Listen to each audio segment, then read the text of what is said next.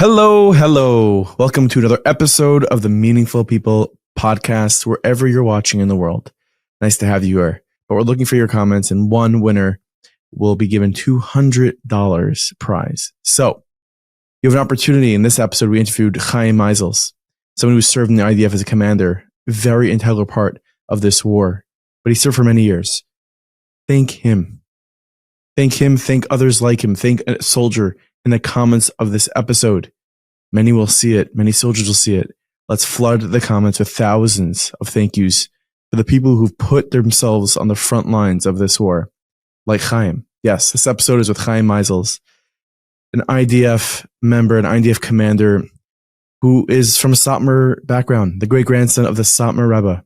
It's an incredible story, and it was such a pleasure to meet Chaim. Chaim also is part of this amazing organization, Nevut, that is doing amazing work for soldiers that are coming back, that just require the attention to make sure mentally they are okay. They've seen a lot. They went through a lot. So Nevut, keep up your amazing work. And thank you, Chaim, for making the trip and coming to our studio. This episode is sponsored by my friends at Colel Chabad. Yes, before every single episode, listen to that sound. Yes, that's the donation that we make on the Colel Chabad Pushka app before every single Meaningful People podcast episode. And something pretty cool that's coming up is Nafshi.net. An incredible concert in Brooklyn, December 19th. Make sure you're there. Alex Clare, Ellie Marcus, Eitan Katz, Zusha. The list goes on and on and on. It's going to be an amazing event. I can't wait to see you there. Brooklyn, December 19th. Head to Nafshi.net and get your tickets today. This episode is also sponsored by my friends at PZ Deals. Get this. Download the PZ Deals app right now. And you're going to head to that app. And you open it up and there'll be a banner. Instructions to follow. To do what? To win what? The deal of a lifetime. You can win a free car lease from PZ Deals. It's on them. They're paying for it. From PZ Deals. So download the app today. Go onto the app. You'll find the instructions, a banner there to enter the giveaway for the car lease. All you gotta do is download the app. And once you're on that app, you're going to see the most incredible deals they have to offer, especially Black Friday season, Cyber Monday. The deals are insane. You know, just the other day, they had like these heat lamps, you can have outside in the winter. $180 heat lamp, $9. $9. I have a friend who bought 3 of them. Only things that are possible on the PZ Deals app. So go ahead and download the PZ Deals app today, and maybe you'll be rolling around in a new car from PZ Deals.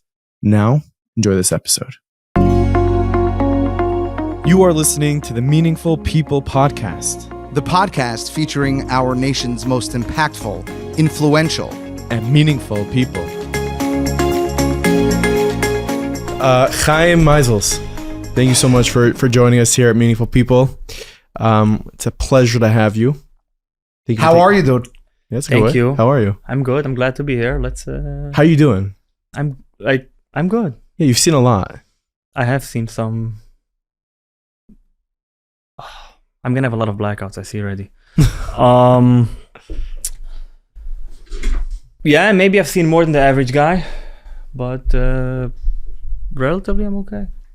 Okay, well, we're gonna get to that. We're gonna discuss what you've seen. I want to start a little bit at Aleph with you in your life. Tell us what your upbringing was like, where you grew up. Who was Chaim Meisels growing up? I grew up in Williamsburg. My family Satmar. I was the great-grandson of the Rebbe when I grew up. He was still alive. I had a very, I would say, nice upbringing. Nothing too dramatic in any way, I think. When great-grandson of the Satmar Rebbe. Yes. When not a lot of people get to say that. Well, I'm sure there's like a few hundred. By now, I would say there's a lot. Yeah. How many are there? I wouldn't know numbers. I would say at least 500 by now. Wow. Out of like 8 billion though, right? There's quite a few. Although I think in the IDF there's only one, as far as I know. Nice. Yeah. But, nice. As far as you know. In the IDF there's one that can say that. I think that's the working title of this episode so far. Yeah. The only grandson of the Satmar Rebbe in the IDF. There is one. For now. Yeah. So when I had my journey as a bucher. I was trying to figure out who I want to be, what I want to do in my life. It's kind of a lot. When I was 17 and a half, I got engaged. I got married when I was 18, in a couple of months.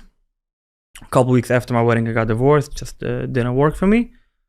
And that's when my real journey in life started, and figuring out myself and what I want to do. Couple weeks of marriage. No, it just wasn't it. Yeah, for me, it didn't work. Let's just say like that. Like, for some people, it could work out really good, and good for them, and I respect them for it too. For myself, it just wasn't the right thing, not at the right time, and not with the right person. Seems like there was like this inner battle happening of who you were on the outside and who you were on the inside. Would you say that? There was a lot of that, and a lot of not knowing who I am on the inside. So I was trying to be on the inside in a way, the way I looked on the outside, but I really wasn't getting there. I think I'm kind of the guy who likes to touch the hot water to make sure it's really hot. Wow. So I was like going on that route, and I had to figure it out for myself. That's it's one way to describe it. Yeah. Probably got a lot of injuries doing that, no? Not as many. After a while, I'm kind of figuring it out. It's not so good always, but... So the journey you went on after you had gotten divorced at 18, to sort of discover yourself, what did that look like? It was a lot looking around what I want to do in my life, where I want to go. In the beginning, I was working in B&H actually. Of course. It was like my Kotel time there. And then I got offered the scholarship to Columbia. I was about to take it because my dream back then was to become a doctor. I was like, whoa, in the medical, interested about it, very curious about it. And I got a scholarship to Columbia. I was very excited about it too. But then I knew I still wanted to do the IDF, and I wanted to do a service that's bigger than myself. And then in 2014, there was a boat that came from Iran with a lot of missiles towards Israel, and the IDF stopped it. And on the news those days, there was a lot of talk that there will be a war in Israel very soon, and things are getting hectic. And I remember sitting by my desk in B&H, listening to the radio in the background and saying, hey, there might be a war in Israel, and there's going to be 18-year-olds my age, Jewish like I am. They're going to fight it. Maybe I should become part of that. So I was considering more and more the IDF option. As I got to Israel, there was about the same time that the Khatifat Shlosh Tanarim. So there's 3 boys that got captured, which led into the war of 2014. I got to Israel the same time that happened. So my whole IDF wanting to go and join the fight became a lot stronger.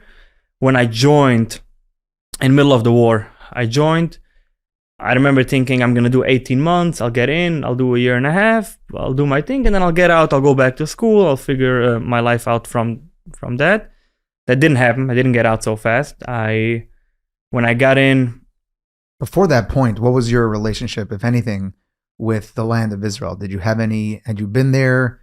Did you feel any connection to the land? Yes. So I was there before. I was there when I was a couple months old. That I don't remember anymore, but I remember being about 10, 11 years old, going to Israel for a wedding, and then landing in the airport, and there was this Chabad soldier with tzitzit and the Chabad kippah and a gun, and I was fascinated by it. I was like, this is so cool. Seeing like a frum Jewish soldier, protecting the land, and it looked very cool to me, and I was like, that's something that I want to do one day. And then that might have been the seed. That might have been the seed. Seed one. Yeah. But from then until I was 18, there was a lot of back and forth, figuring out what the issue of Satmar with Israel is and where do I get my own perspective. And in the end, I got to a conclusion in a way that I would say maybe, I can't say for sure, but maybe the creation of the state of Israel was not so good in terms of the leaders were not so frum and their intentions wasn't pure for the Jewish people.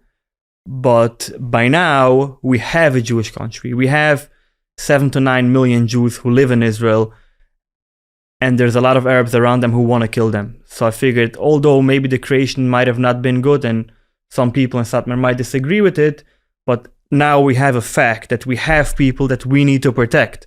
And if we're not going to protect them, unfortunately, they probably will get killed. So I looked at it in a very different way, that I was still okay joining, feeling that I'm not doing anything against the community. I'm just seeing it a little bit different. The same way I see Shamram over here now. Like, you just protect the community who lives in Israel. What was, look, I guess, I imagine there was some like background noise that must have been happening when you enlisted into the IDF from your hometown, you know? Yeah, there was some background noise, but I guess I was very lucky not to listen to it too much. And I was just like, I know what I want to do. This is the right thing for me at the time. And I just felt like I'm going to go ahead and do it. I didn't really listen to a lot of the side noises, because at the time I felt doesn't matter what I'm going to do, I'm alone in this route. Like, I felt like I just got divorced. There's not really a lot for me over here anyway. I'm going to figure it out for myself, and I'll try to find the right path for me. And I was basically on a hunt for the right path, and that's what I was looking forward. So take me to, I guess, an 18-year-old Chaim Meisels landing in Israel. You're going to a full-fledged war. At that time, I remember, you know, what was going on. It was insane. And here you are originally you were from Williamsburg, and now you're literally going probably in the West Bank and different parts of Israel. I was still in basic training, so I didn't really go to the West Bank. I was just getting into it. I remember my biggest surprise one, and I kind of think now's a good time to say it too. In my head, I thought that maybe people of Israel are going to appreciate that I came from America and I'm coming to serve and help. Wasn't like that at all. You're waiting for the parade. You are like nothing special. No one knows who you are. No one cares even who you are. You're here to work. Well, they're all doing it at 18. Get your job done, and that's it. Like, people in my unit, people didn't know the difference between Hasidim and not Hasidim. Like, just, you're a religious guy. They're all the same to them. No one knew who I am or what I was. It was kind of good in a way too, that, you know, I felt like I have to do it for myself. But for guys that want to go because they want to get a thank you, no one's going to give it to you. If something, they're going to make you work a lot harder. They're going to say, how come you're here? You should have went to college, you know, like, why? Yeah, you'll get like a couple of pies of pizza, a new pair of boots from the moms in like West Hempstead. No, they'll be like shipping those in by the dozen. Yes, and it's really, and we're really thankful for that. But you don't get anything special because you're American. Like, the most they'll use you is the most they'll use you. They say, oh, we need someone to say in English like a thank you video. Can you do that? I'm like, yeah, like, we have a special unit for that. Yeah, Chaim. You probably had a monopoly on the Yiddish videos. Yeah, but I don't think there was any. I think by now there is more Yiddish speaking guys. By then there wasn't. And also, in a way, I was running away from that at the time. So I did not go to Netzach Yehuda or any of the religious units. I wanted to go as tough as possible. And I was like looking for a challenge where people don't know me or don't know where I am, and just proving myself, mainly for myself, that I'm capable and I can do that stuff without any background or, you know, special treatment of any kind. I was looking not to get any special treatment and just fight my way through it and see where I can go. What was your, I guess, your experience at that time during those years when you were in Israel in the IDF? And I mean, it's now several years later, and you went back after October 7th, I take it. So I guess take me from the moments you were there, if you saw any action or just in training, and then what happened leading up to, I guess, October 7th in your life. Do you want to talk about my service? Like, yeah. I'm not sure. A little bit, yeah. Okay, so my service was that after, we can call that out. Like, yeah, no problem. I got you. My service, or not. It's like super organic and natural. Yeah, okay. So my service was, I started when my first base I got to was a base called Mikveh Elon. It's a 3-month program where you learn Hebrew, because I didn't know any Hebrew at the time, where you learn Hebrew and kind of a basic training idea. From there, I went to Golani. I was in Golani for about 2 weeks, and then they say, who wants to go to Special Forces selection? I raised my hand. I want to go. Not really knowing if I'm going to be able to pass it or not. I didn't feel like I was in the most in shape. It was a brutal week, like a week almost of torture the whole week. And then I got accepted. 8 out of 500 guys that got accepted. I was very excited about so it. I did not think Yapchik, Reven, Chalon. It does prepare the body for the IDF. Maybe. It was a brutal week. Yeah. Which I did not think that I'm going to be able to get in. I did about almost the whole training in that unit. And then towards the end of my training, I wanted to become an officer. So I went to a base called Bad Echad, which is like the Israeli West Point, for a year of training over there. And then I became a lieutenant. And then as a lieutenant, I was serving in Golani. As a lieutenant in Golani, I was a lieutenant in commander's corps. And then for the last few months of my service, I was in pilot's corps.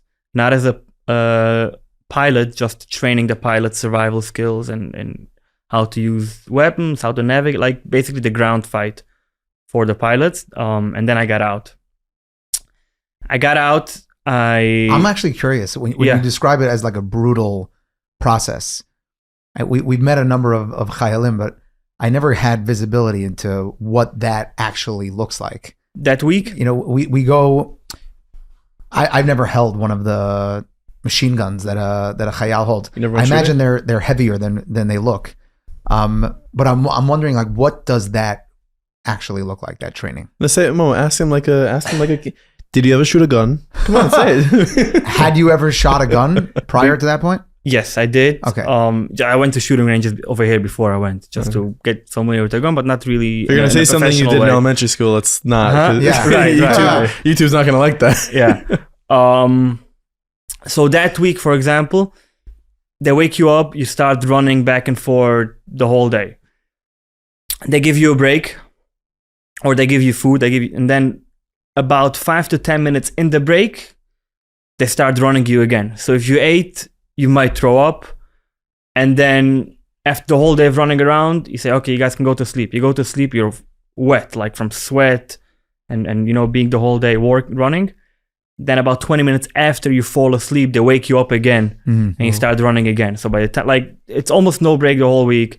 I remember I was bleeding literally from every spot. Like, there was digging and running with like sandbags on your shoulders, up and down hills. Just a week of torture, I would say, in a way. Sounds like it's like a mental test more than a physical. Like physically, yeah, it's demanding, but mentally, that sounds like it's exhausting. It was a lot of mental stuff, and interesting for me at least. I wasn't really in shape compared to the guys next to me. I was okay, but there was guys that trained for 5-10 years for that minute, and I was just there for a couple of weeks. So when we started running back and forth, at least in the beginning, I was never the first guy. I tried to be the first guy. I never got there. The times that I was good at was after like doing the same thing for an hour or 10-15 times, when people started getting weaker and like out of energy, and I was still going hard. And that's when I was able to get to the front by just not giving up and still pushing when fatigue starts to kick in. Wow. So I think that's how I got into that unit. Yeah, that's basically how it was. So after you're out of the IDF at that point in your life, where are you going? Are you religious at that time, or you're still just sort of like figuring it out? So in my service, I became a lot more religious than I was before. So I grew up religious. I kind of had, let's say, another religious moment in the middle. And during my service, slowly I became more and more. Started putting on tefillin every day, and then in the army, you started putting on tefillin every day. What was it about that? I guess like experience that. Because I think naturally one would think that, okay, if you're joining the army, it's maybe a time when you start dropping the spiritual stuff as opposed to taking them on. What drove you the other way? I guess for me it was different. I became more religious. That's why you're here. I can't pinpoint on one particular incident that made it. It just happened over time. It's like, maybe you're gonna keep this Shabbos, and then like slowly. It wasn't like hey. There was no magic involved in it. Was there somebody there that was sort of inspiring that? I was involved with a few very good people. I was very close to Rav Shea Friedman. Fascinating guy. He was at the time the head of all the reserves in the IDF, the Regat Tataluf, which is a very high-ranking guy. And he's actually a grandson of the Vishnitzer Rebbe. But not the one from now. Like, his mother left... They didn't leave Hasidus because they said Hasidish, but they left like the ultra. Yeah, okay. The Vishnitzer lifestyle before World War II. She went to Israel, lived in the kibbutzim, and obviously her all kids were in the army. So he was a Vishnitzer grandson. You guys had a little club. We didn't have a club, but I kind of got very close to him, and he was a big inspiration for sure.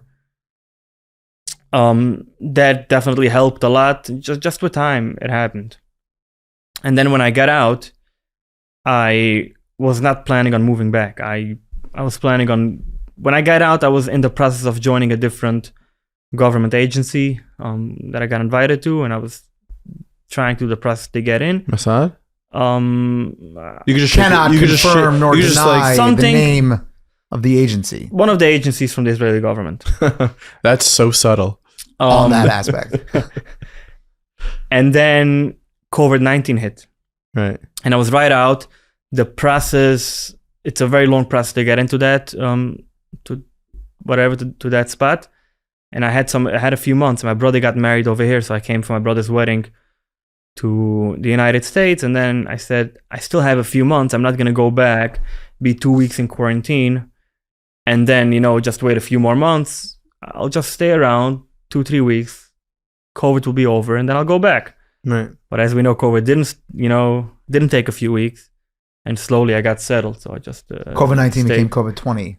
Right, or by now almost 2024. So depends where you live. Yeah. I'm not going to call out any communities, obviously, but with the social distance stickers on the floor, you know who you are. Right. It just didn't become this quick thing. So I got settled over here. So that's where I'm still here. And then eventually I met my wife now, and I'm you're married. You're married now? Oh, nice. I'm married, and I have a beautiful daughter. Wow, so nice. What's her name? My daughter's name, Razy. Nice, beautiful. My daughter's name is Rosie. Nice. So it's similar. Yeah. It's so similar. Which name did you give? Rosa. Rosa, okay. So I gave Razel, and I went for Razy. Razel or Razel? Which one? So it's both, because my wife is... It's a loaded question, right? Yeah, because my wife is from Square, and then they have like the more Razel, and so we're still undecided. Yeah. Let me ask you, she'll decide. Yeah. When you came in for the wedding, was that something that was daunting for you? Was it like, were you nervous about going to your brother's wedding and facing everybody? You're the uncle, nephew, cousin, sibling that went to Israel and joined the army. Wasn't easy. And not to every one of my siblings' weddings I was invited. But as time went on, and I realized that we're not against each other. We have different things we do, or different ways we communicate, and we're able to learn each other and work together with each other. My communication and relationship with my family became a lot better by understanding that we're family, and we gotta do what family does. That's really special, and I mean that's everything. There's nuance. Like we're a very, very large people. You said there's almost 9 million Jews in Israel probably, and a lot of different opinions and a lot of different ways of practicing. We've seen that happen. Sometimes in ways of protest, sometimes in media, but we're one family, and it's really nice that you came to that understanding with yours. We literally learned this morning in the Tanya Chabura, Perek Lamed Aleph in the Tanya, how any differences among Klal Yisrael is a function of our levush, of our physical fragmented bodies, that we're individual people. But at our core, we are all rooted in one Knesset Yisrael. We are all one big neshama at our core.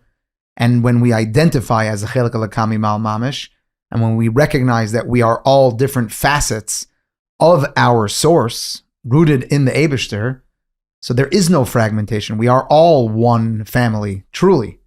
Right.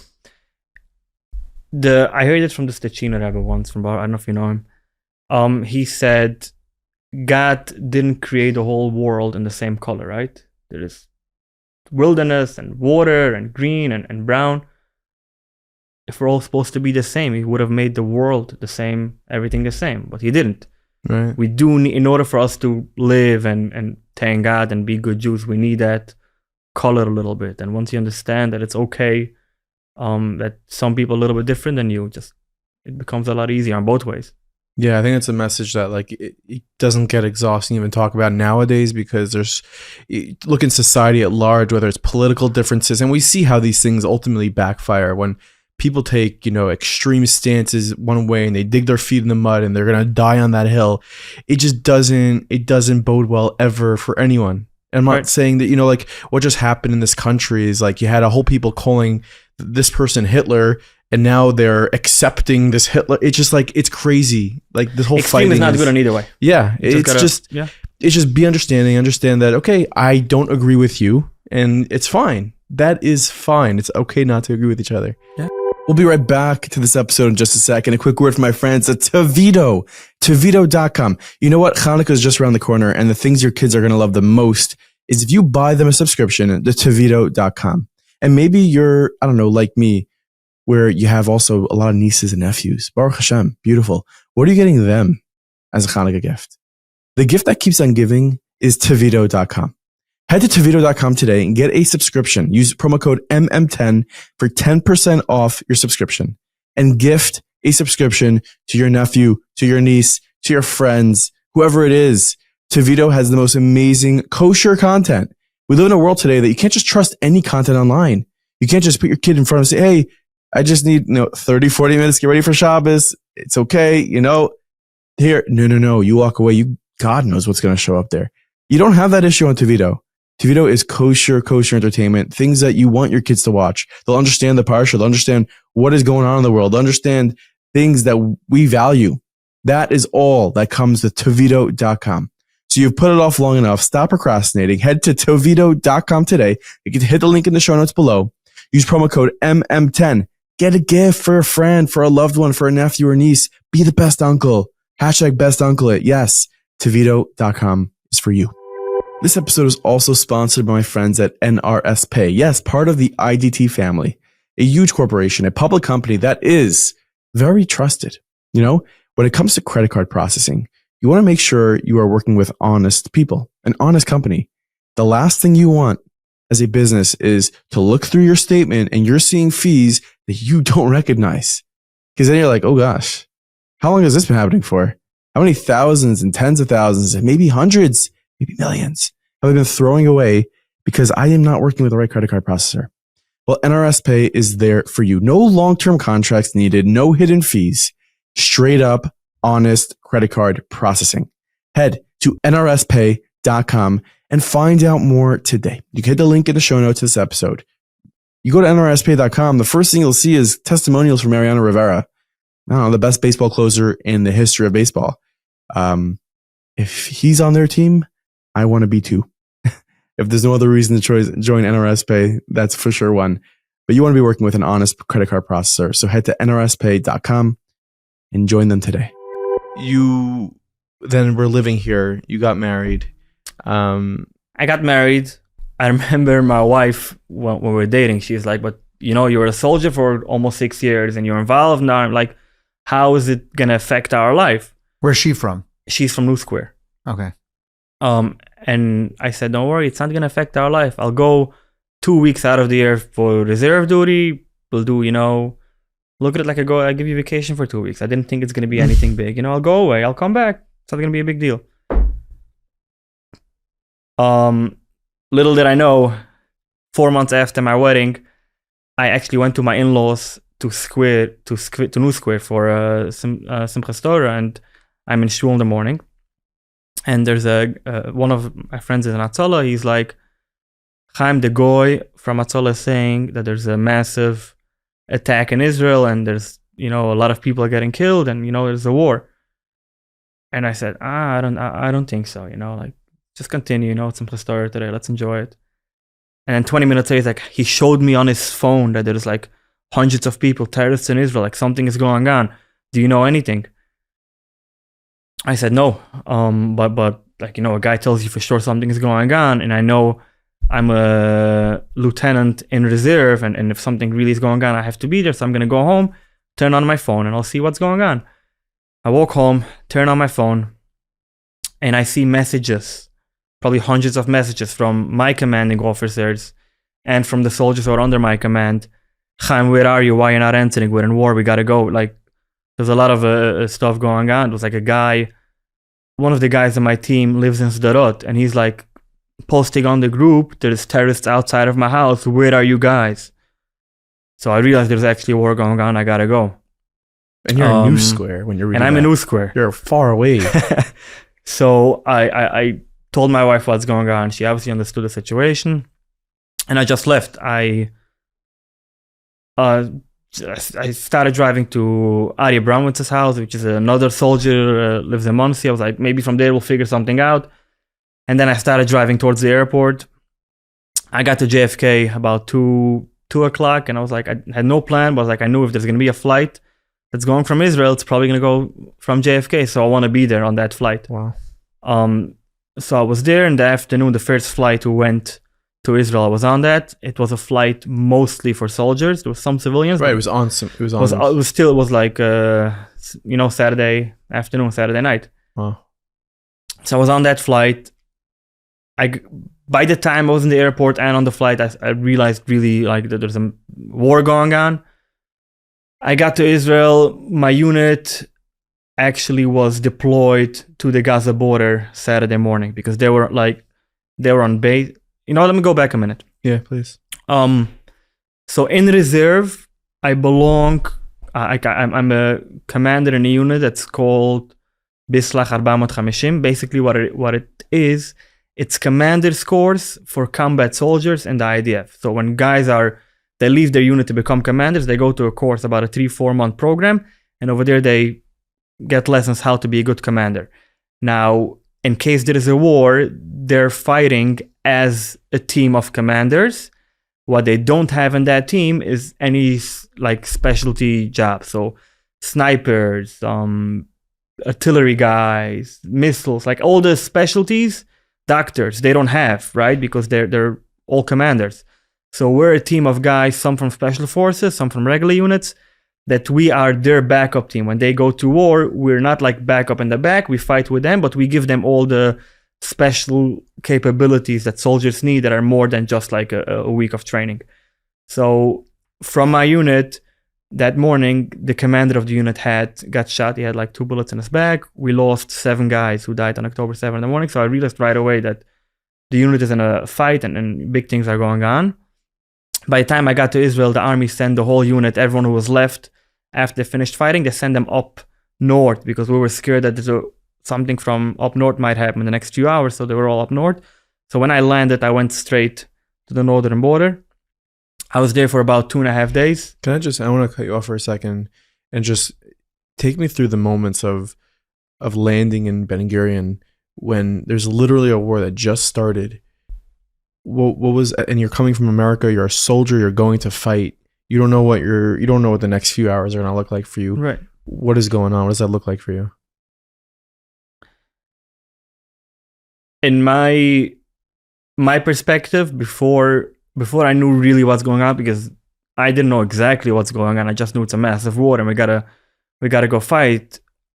I have seen some videos of people getting killed and I was like, we have to go back and fight. There was no question of what's going on. It was like, there's Jews in danger. People are here to kill Jews. They don't care if you're from or not from or whatever your background is. They're here to kill you. And you got to make sure they can't kill you. It was really, that's all I was thinking about at the time. I was like, we got to make sure this stops. I didn't really know about the hostages even in the beginning. I heard something, but our focus was not to get killed and to make sure they can't kill any other Israelis. That was our focus and mission. And once I got to my soldiers, my focus was on my guys and how to get them ready. When we got there, we had no equipment. You're up north, you're saying? Huh? When you were up north? Yeah, like we didn't get any bulletproof vests. Most of the guys didn't even have shoes, like normal combat shoes. Helmets were from the 1970s or earlier, like old helmet. Like our equipment was not up to date. And my only focus was how to get better equipment for my guys and how we're getting ready to fight. A lot of the guys I knew already from before. I trained with them. Some guys I had never met before. And we're just working on getting together, training, whatever time we have. And we knew we're going to go into Gaza very soon. So after a couple of days, we went down south. We were training for about a week and a half. And then we were one of the first groups who went into Gaza. Entering Gaza happened from a few points at the same time. We were, I think, the 3rd or 4th group from central of Gaza that we went in. Remember going in, it was so fresh still. We found stuff from hostages that were still in the area. We were trying to find the hostages and kind of figure out what's going on and fight back. It must have been very surreal to see. And you're one of the first people walking into this place where so much chaos took place and was taking place,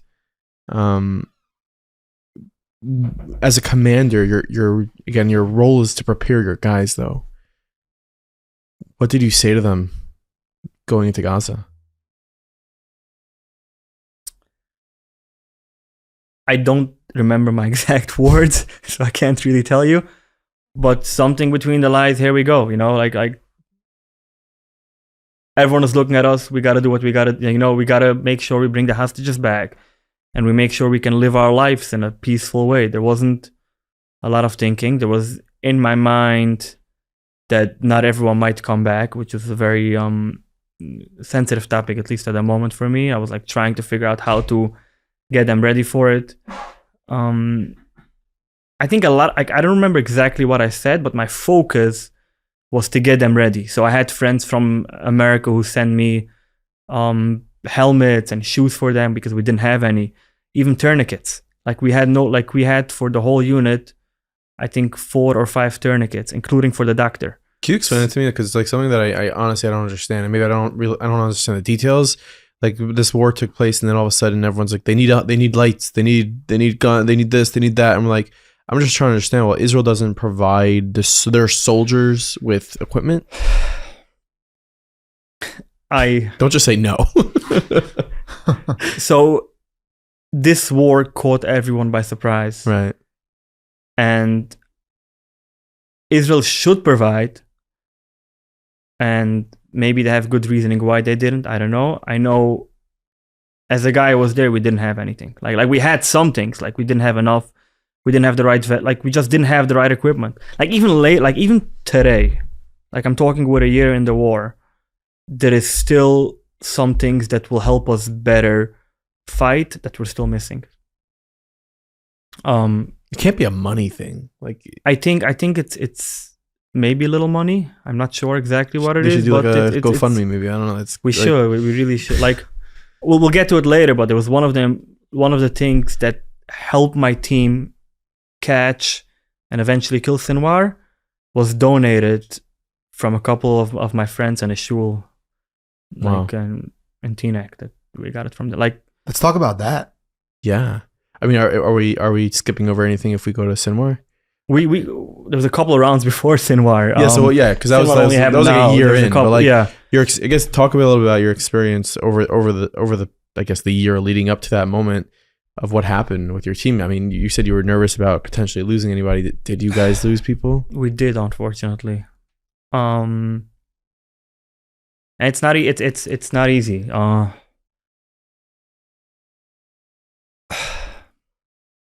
First guy, there was some guys around us who passed away, but first guy from our team who died, his name was Mor Levi, good friend of mine.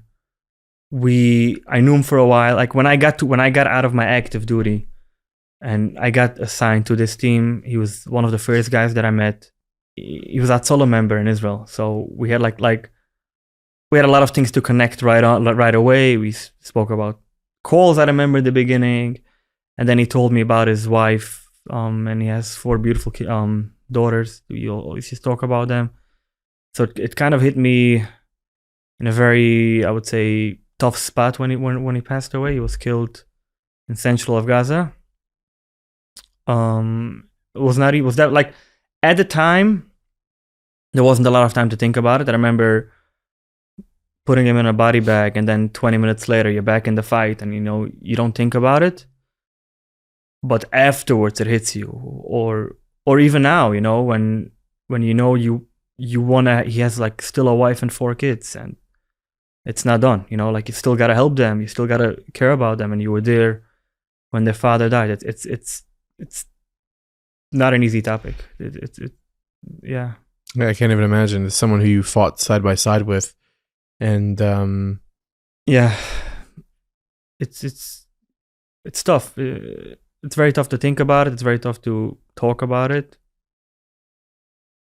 I guess people on the outside don't really understand it, and that's why you have a hard time explaining it also. Yeah. Because it's not like it's not like you arrive when someone passed away already. It's not like you get to, let's say, a scene, an accident, and someone passed away, or you hear your friend died. It's like you were there, you were talking to him a couple hours before, you know his family, you know everything about him, and then you're in a fight, and then he passes away, and then you still got to continue fighting, and then you're thinking back, maybe I could have done something different, maybe we could have prevented it in such kind of a way. And then you have the care that you want to help his family now.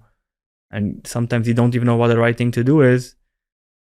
And people, maybe they do understand, just you think they don't understand. I'm not sure which one it is more. But it's very hard to explain what happens in there for people who are not there. Yeah. Well, I think I saw 800 soldiers passed away since October 7th. Yeah. And I speak for myself, I'm on the outside, right? I am that person that it's hard for me to understand. It's a very big number, and unfortunately, it just happens nowadays so often where Chas Shalom, you see 3 faces and 3 names, and what's hard to, I don't think any of us would be sane if every time we literally would sit and look at every single face and detail of the kids and the spouse and I don't think it's possible for us to hold that. And I think what we're seeing in Israel now is a result of soldiers going through that. The PTSD is just very sad. It's very sad to see, because you're still thinking about their family. You're thinking about yourself. It could have been you. Like I had quite a few close calls, and you're always thinking, why them? Why not me? Or why am I here? What do I still need to do now? Because I'm here, I gotta do something for them. I gotta make sure I help them, take care of them, or B'chlal, take care of Israel. You gotta make it's very hard. You can be out of the fight.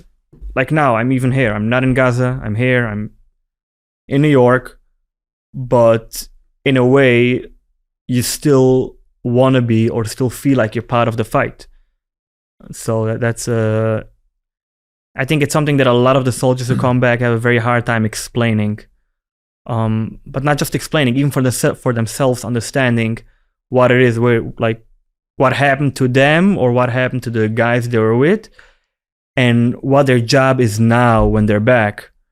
How to continue with life without wanting to go back. Like I see a lot of guys that I'm speaking now to, even though their units are not in Gaza anymore, they still feel they want to go back. The fight is not over.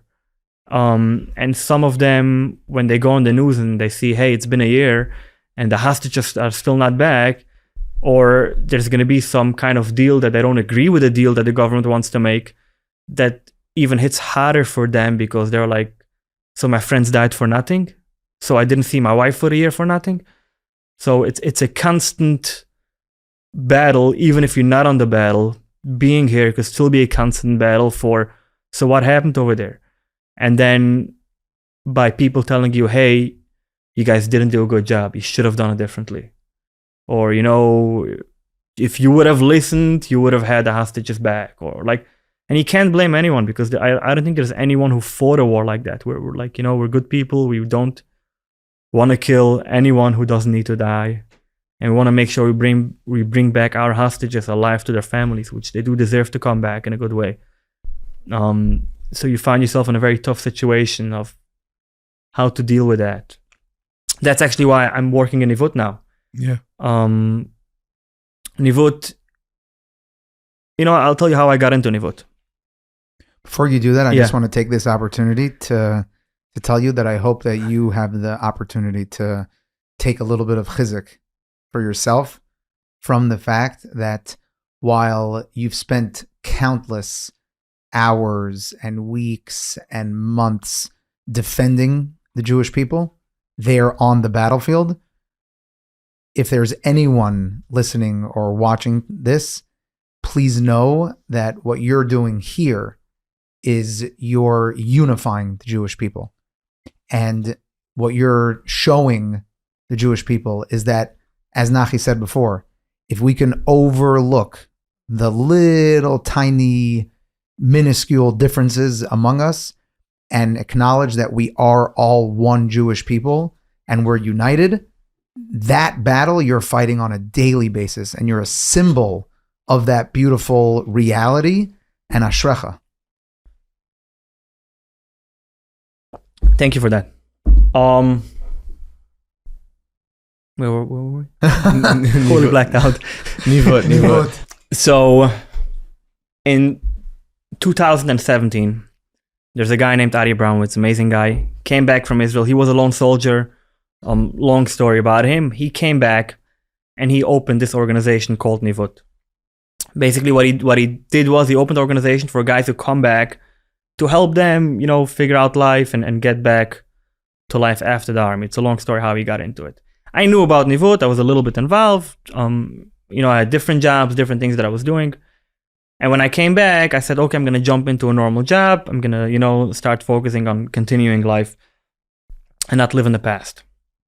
And then one of my guys who was under my command in Gaza, good friend of mine that we were fighting together, he was in the room when Mor Levi got killed. We got hit over there. And then he calls me up one day, the day there was an earthquake. Back in April, there was an earthquake in New York. Yeah. He calls me up and he says, Chaim, I know there was an earthquake now in New York. I know I'm in a job site in New York, but my brain still thinks that I'm in Gaza fighting. Wow. And I'm here stuck in the staircase. And what do I do to get out of it in order to continue my life? Even though I know I'm here, I know everything is good now, but I still think I'm there. And that's when I realized that it's not just a quick take care of, you can't just go back fast. And so I was helping him through Ari a lot. And then I got more and more involved in the organization until I said, you know what? The war is not over yet. There's a lot of guys coming back with a lot of trauma that the average guy outside doesn't understand. Or there's a couple of guys who unfortunately couldn't deal with the pain and they had to take things into their own matter. So I felt I'm going to continue fighting and helping the war from here. So I decided for the next while, I'm going to work in Nevut. And what I do now is I try to help guys who come back from Israel to get back into life, get jobs, get the right therapy they need, and figure out for them a way to be able to continue life with seeing what they saw over there and going through what I went through over there to be able to have a normal life over here. So that's what Nevut does, and that's what I do now. Wow. And I can tell you that I know many lives that we for sure saved. Like guys who said, if you guys wouldn't have done what you did that day when we helped them, they wouldn't have not been here by now. Wow. So we can mamish see what we do. And I know that this organization has to grow so much more. Like there's so many guys coming back every day that need the help. And by being there for them, helping them now, I know it's still part of what we do. And we have to fight and help them over here to make sure that they continue and have nachas and normal families one day. That's amazing. You mentioned that you've had a number of close calls, and obviously you lost people there in the war. What's it like speaking to, I guess, your wife or speaking to family while you're going through such things there on the ground? So I don't tell for a lot of my friends over here or a lot of my family members how close it was over there. Especially my wife, I don't want her to be too scared. I know that I still have guys that I want to go back to, so I would want people to know how close it was sometimes. Like in the beginning, I told my wife that I'm outside, I'm not really fighting, I'm just backing up anyway. Right now she's like la la la la la la. Chaim said, I'm just making thank you videos in English. But after a while she figured what I was doing. And with the support she has and everything, I think she realized that it's super important what we do. And someone needs to do it. And because we're trained to do it and we know how to do it, and Baruch Hashem, we're doing our job well, God is helping us. So most people are okay with it now. So you don't want to talk about how close it was? I can say a couple, so there is close and so there is close, like Trump was close, like having a bullet on his ear. That's pretty close. Right. That is very close.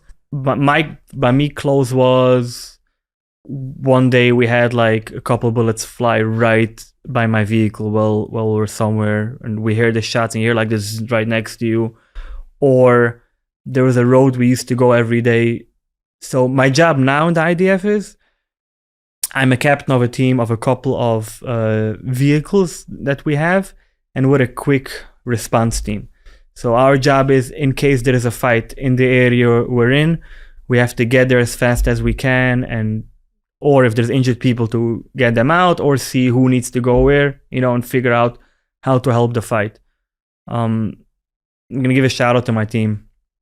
We had a couple times now that from when someone got injured in the battle until they were in the hospital in Israel took about 36 minutes.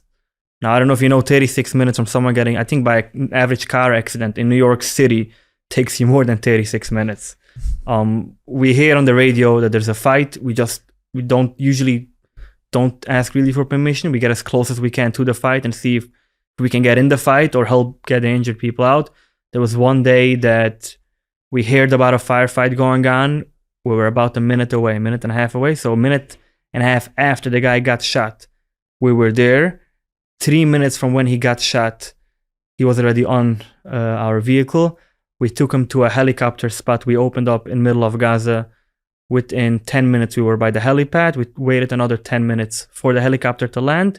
And then there was a 60-minute fly in the helicopter to the hospital, which is a crazy time. So I'm very happy that I work with the right team of guys. So we had over there a couple times very close calls. Well, we went to back up other people. There was a spot that I used to drive every day a couple times, and we found RPGs with GoPro cameras set up for exactly where we used to pass. They were planning to ambush our vehicles, and we were able to catch it right before they did it. I think that was close enough. It was a bunch of close calls, and I know there's quite a few times that we don't know, because let's say we catch someone that he had ammunition on him or a gun on him. We don't know if he was aiming at us or not, but probably he was sometimes. Or guys next to us getting shot. I don't know if that's called close or not.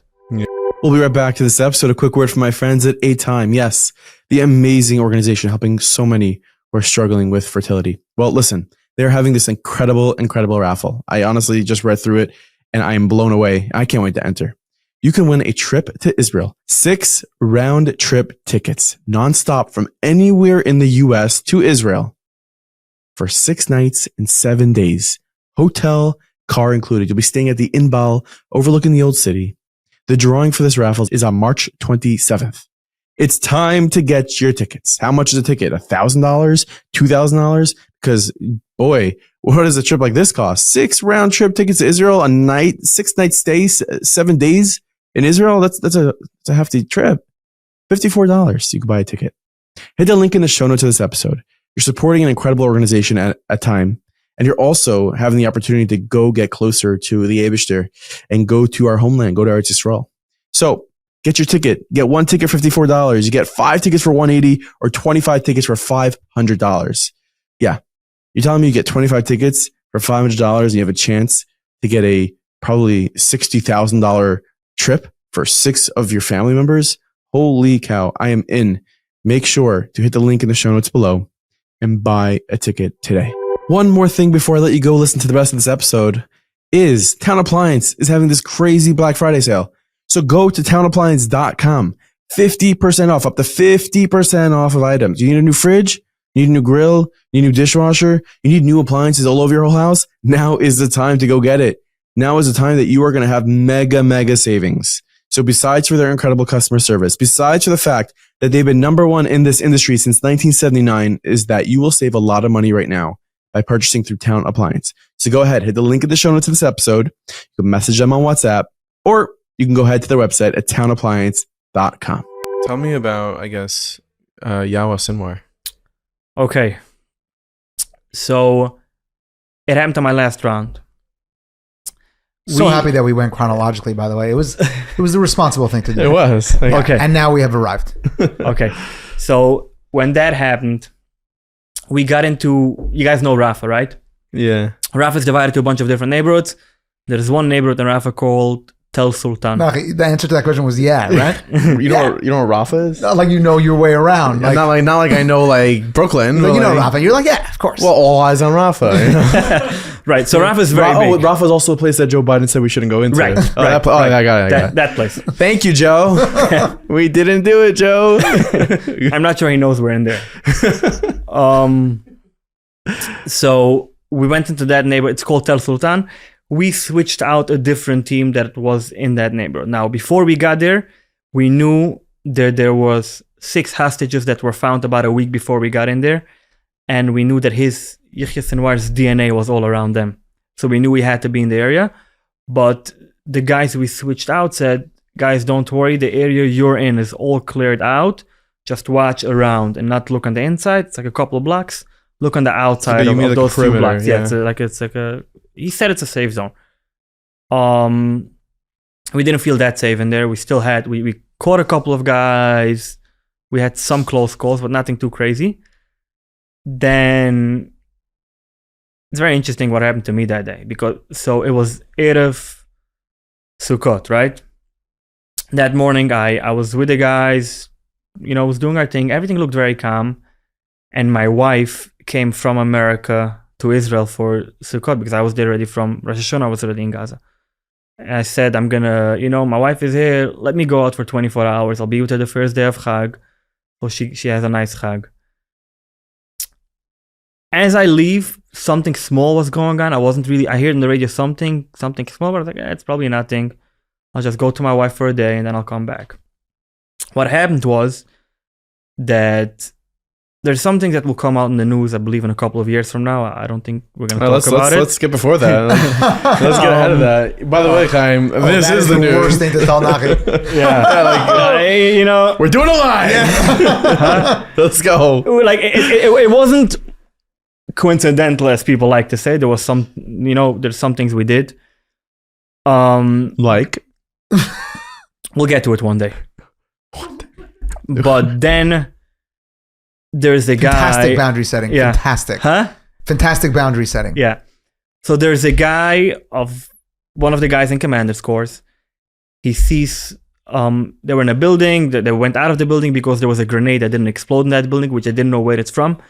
They went out of that building to clear that grenade. And one of the guys, a sharpshooter, is like, hey, I see someone moving. Hmm. So this goes out on the radio. It goes out on the radio. Everyone jumps up. We start looking. Not we. I wasn't there. But you were like half Aramon. Huh? You were like. I went to visit my wife. Yeah. So everyone starts looking for what's going on. After about 2 hours, they see nothing. Now, at the same time, what they did was they got up the drones. We have drones which I actually got donated. Like one of the drones I got donated from a community in Teaneck that gave me the drone to, for our guys because we needed drones. The drones were flying around, and the head guy of the unit, like the Magad, says in the radio, "Hey guys, cancel." The guy probably just dreamed. Nothing's going on. But there is 2 guys who are Gashashim Yehudim. Basically, what it means is there's 2 Jewish boys who they're trained and very well trained to go after footsteps. So they know how to read footsteps, new footsteps, old footsteps, and see how to track guys on that. And they're telling someone, hey, we see something. We have to, even though he said to cancel, we're pursuing something over here. Give us a couple more minutes to figure it out. And they're still looking after those footsteps. And then in the same time on the radio, the drone says, hey, I see 3 guys running. And then those guys who were going after footsteps see 3 guys running. They started shooting at them. And the drone is seeing people. So everyone gets, back, start looking what's going on. They start a pursuit after the people. It's a bunch of buildings there in the area. So they didn't know exactly where they were. There's a guy who got shot in his stomach on the spot from one of the terrorists that was shooting at them. And then they start looking for the people.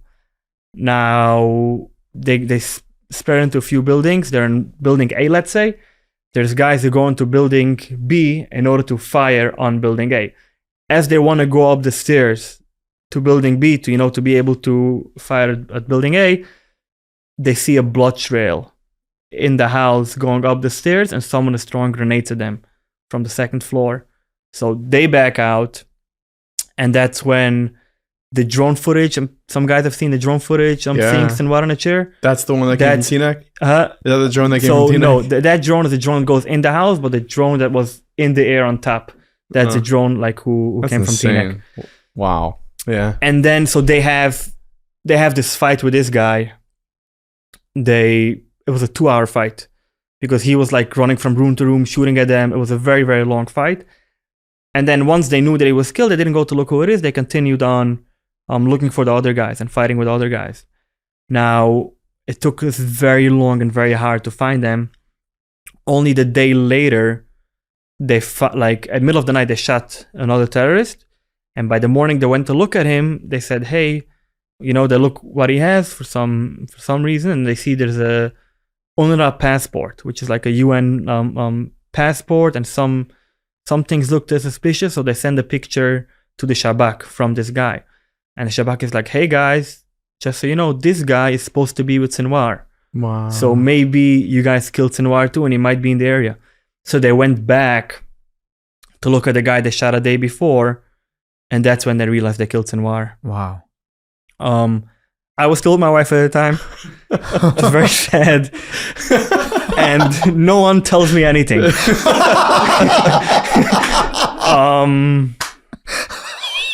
So I'm like on, Sukkot in Yerushalayim, and I get phone calls that my team killed Sinwar, and I have no idea what's going on.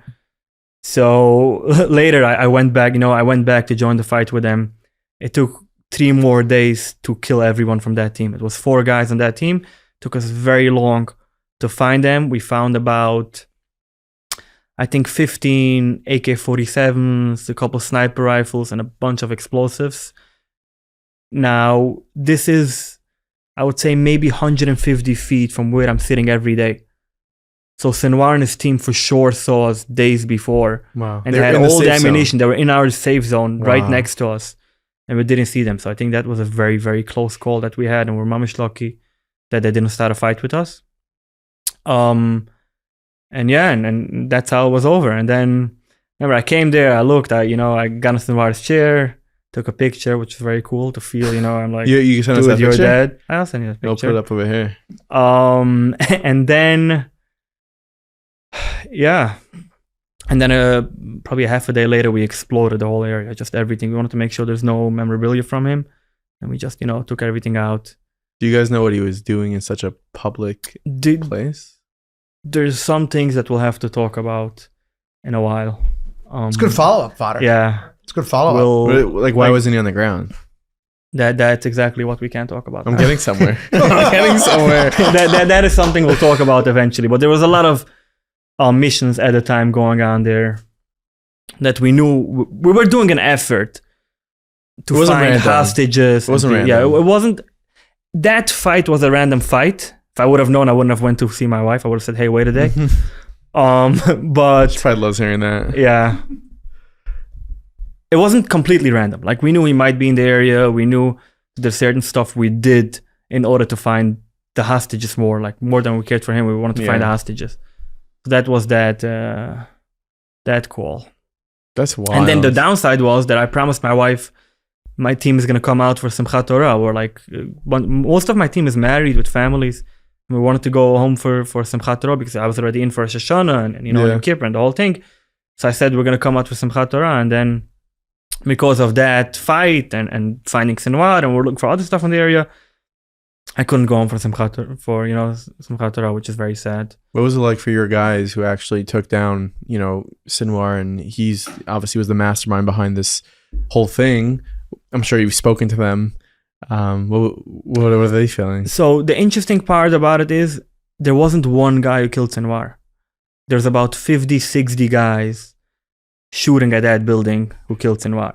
So there was mortar rounds, there was we brought in tanks because we didn't want to go if you know in a building that there's a terrorist, there is no reason to put in live soldiers in that building to fight face to face, right?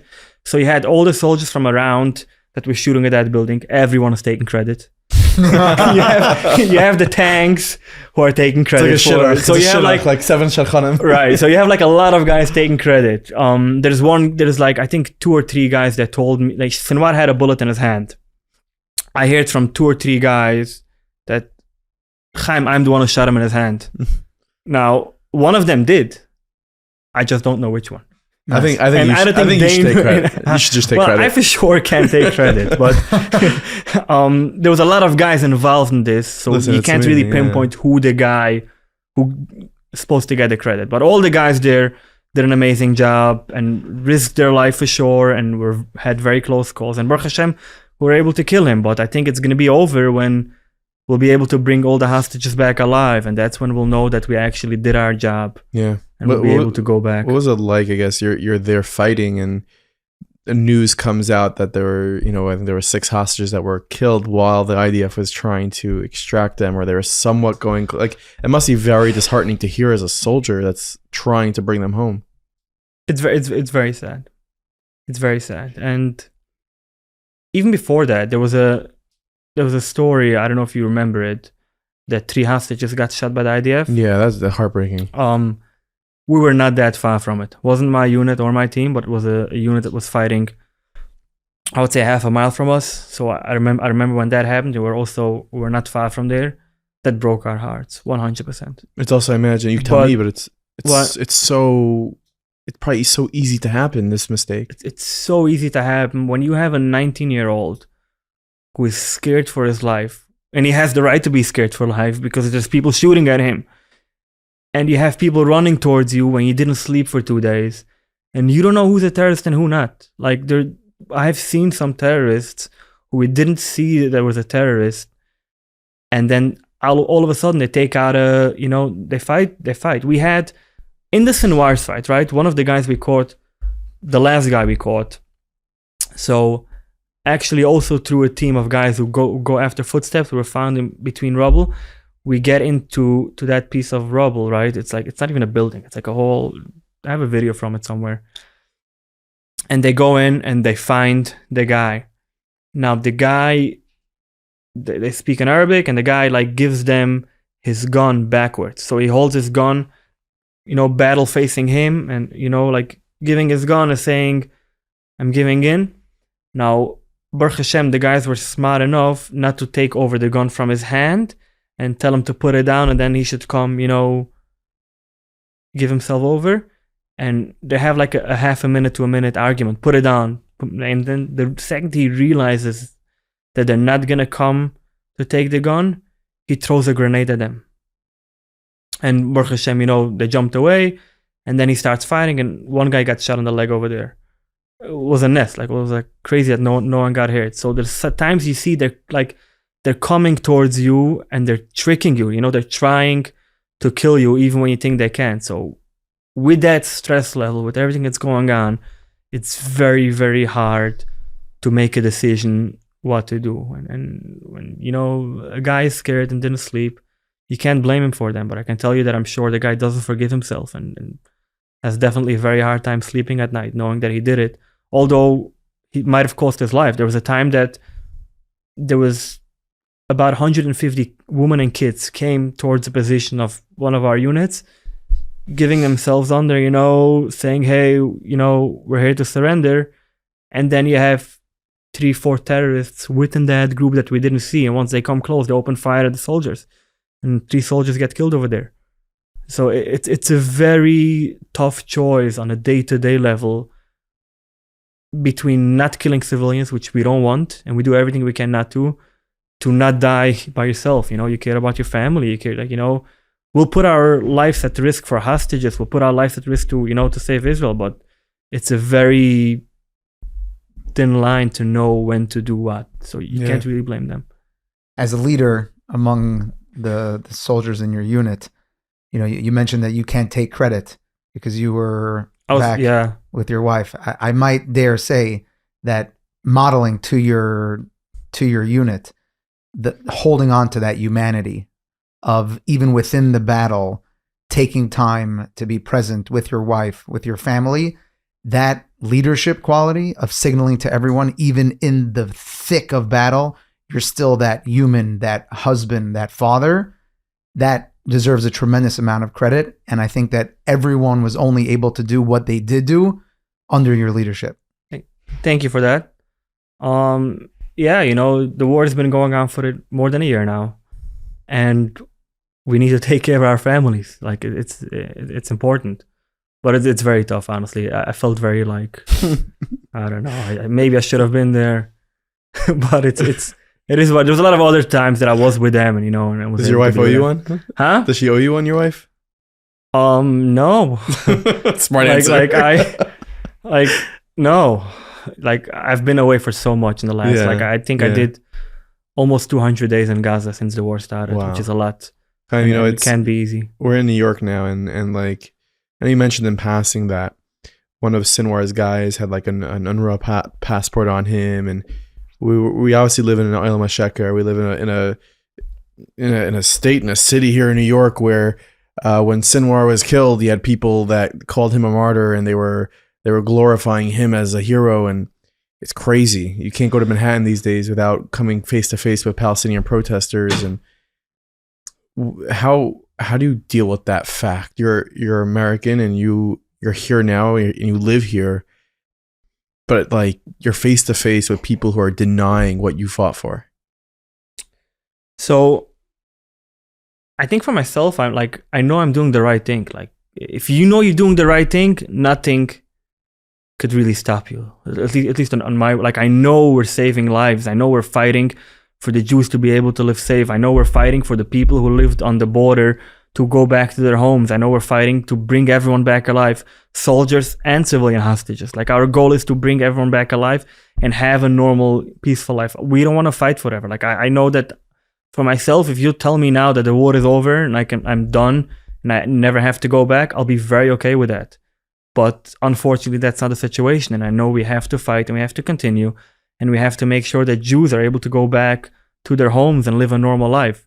Unlike them, that what all they want to do is they want to fight and they want to kill us. Like for them, it's a heroic thing to kill a Jew or to, I don't know if you heard the recording of the guy said that he killed 10 Jews. I don't think there's any Jewish soldier that I know or Bechlal anyone who will be happy and glorified that he killed an Arab. Like killing a human being is not something you want to do. Even though it's a terrorist, I know some guys have a hard time dealing, like it shouldn't be that way, but killing a human life is a big deal. You don't want to do that stuff. You want to be able to protect your family and live a normal life. You don't want to be the one who's killing people, but you got to do what you got to do.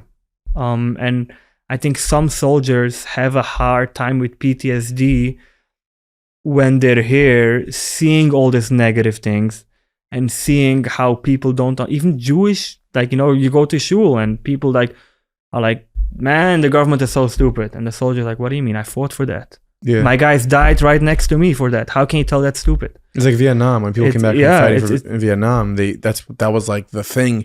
People thought they were coming back and they were going to be looked at as heroes in the American army. And they were like, people are protesting against the actions they did. And they're like, you think we wanted this? Like we fought for you. We fought for you. Our friends died, died for you.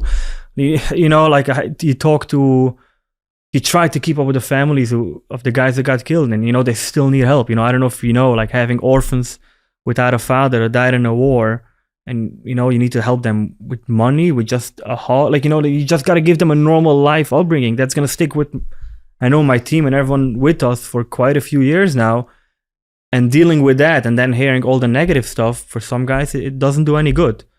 But that's really what we're trying to do in Nevut. We're trying to help the guys who live here to be able to have a normal life and be able to focus on a better future and not live in the past. And just help each other out. Would you say that your family, your parents are proud of what you've been able to accomplish? You gotta ask them. I don't know. I know I'm proud of myself and I know I did a good job. It's really up to them. I hope, I know God is proud of me and I know I'm doing a good job as a Jew. And I'm sure all the guys who passed away and all the Rabbanim who lived back in the day or now in Shemaim in the sea, what we're doing. And I know they know that we're doing the right thing. Some people who are now here don't really know that. And it's up to them really. Like, we know we're doing a good job. We know we're saving lives. We know if we wouldn't have been there now, there would have been a lot more Jews killed. When they came into Israel on October 7, they didn't want to kill 1,000 Jews. They wanted to kill everyone. They didn't care who is from, who is not from, who is Israeli, who is not Israeli. You still have 7 American hostages there. Yeah. Like, they don't care about you. The only thing they care about is that you are a Jew. They didn't say who's a settler. They didn't say who's religious. They killed everyone. So when we're there fighting, we're fighting for every Jew. We're fighting for every Jew around the world, because if we're not strong over there, it's going to cost us a lot more. Look what happened in Amsterdam. They didn't go for the religious people or for the not religious people. It doesn't matter to them. They're here to kill you because you're Jewish. And today it's because of Israel. And before the state of Israel, they killed the whole yeshiva in Hebron. I don't know if, not a lot of people know about that. And then you had World War II before. They're here for you because you're a Jew. Now they're saying it's Israel, but we know that's not the case. They're here to fight you. And we need to make sure that we're protecting ourselves and we fight back. And hopefully one day we'll be able to live a normal, good, settled life. Amen. That's our goal. Chaim, thank you so much. Thank you for your service. Thank you for all you've done and continue to do. And wish you menuchas nefesh and much hatzlacha and everything. Thank you. Amen. Amen. Thank you so much for listening or watching this episode. Really cool. I saw a video this week of people watching this podcast, our episodes on El Al. How awesome. A big shout out to my friends at El Al, Chaim Meisels at 24/6 for making it possible. You have more videos of that, people. Please send them into us. We love seeing that. Well, listen, you know what to do. Comment below in this episode. Make sure to thank Chaim for his service. These soldiers sacrifice so much. Let's make them feel loved. Let's show them the love. Thousands of comments thanking them for their service. Of course, if you want to appear as an advertiser on one of these episodes, very simply send us an email at meaningfulpeoplepodcast@gmail.com. That is meaningfulpeoplepodcast@gmail.com. And we'd love to promote your business. Until then, I will see you next week, everybody, with a new episode of Meaningful People. Make sure to like, subscribe, smash the comment button. And thank you. Thank you so much for being part of this community. Oh yeah, of course, Sunday night, a new episode of Stories of Hope coming your way with Satmar Rebbe. See you soon.